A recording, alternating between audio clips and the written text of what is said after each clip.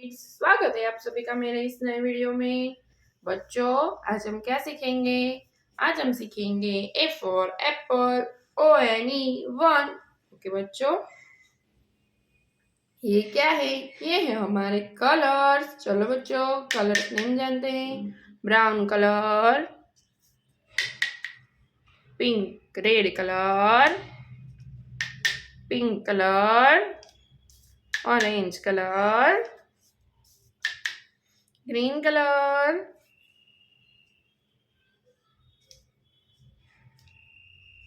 चलो बच्चों, स्टार्ट करते हैं।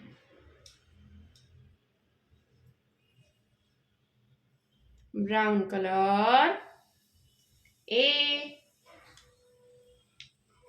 brown color, A for apple, brown color, 1, ONE 1, brown color, 1, ONE 1,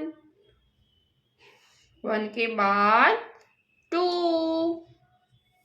green color, B, B for butterfly, green color, B for butterfly,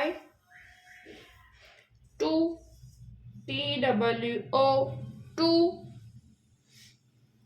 green color, 2, 2 के बाद 3, red color, 3, C for camel, 3, THREE, 3। बच्चों, आज हमने क्या सीखा? ABC 1 2 3। Okay बच्चों, अब मिलते हैं अगले वीडियो में। बाय।